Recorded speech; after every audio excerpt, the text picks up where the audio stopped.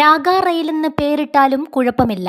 K റെയിലിന് ബദൽ വേണം. Thomas Isaac. കേരളത്തിന്റെ വികസനത്തിന് അതിവേഗ പാത അനിവാര്യമാണെന്നും അതിന് UDF സർക്കാർ കെ റെയിൽ പേര് മാറ്റി വിളിച്ചാലും കുഴപ്പമില്ലെന്ന് CPM നേതാവ് തോമസ് ഐസക്. കെ റെയിലിന് UDF തുടക്കം മുതൽ എതിർത്തവരാണ്.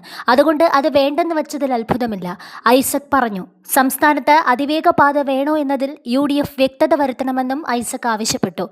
വേണമെങ്കിൽ പേര് മാറ്റി രാഗ റെയിൽ എന്നാക്കിക്കൊള്ളൂവെന്നും ഐസക് പറഞ്ഞു. കേരളത്തിൽ ഇങ്ങനെ ഒരു അതിവേഗ പാത വേണോ എന്ന കാര്യത്തിൽ വ്യക്തത വേണം.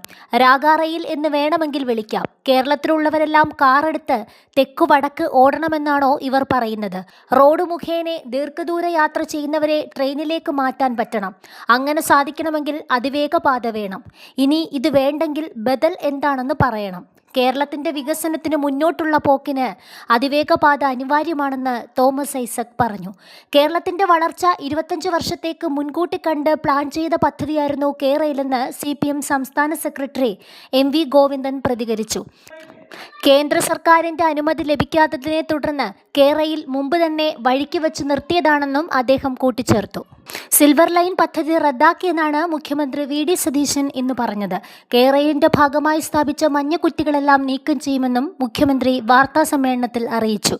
2020 പദ്ധതി വിജ്ഞാപനം ചെയ്തുള്ള ഉത്തരവും ഭൂമി ഏറ്റെടുക്കൽ വിജ്ഞാപനം റദ്ദാക്കി. സിൽവർ ലൈൻ സമരവുമായി ബന്ധപ്പെട്ട എല്ലാ കേസുകളും പിൻവലിക്കാനുള്ള ശുപാർശ നൽകും. കോടതിയിലാണ് ശുപാർശ നൽകുക.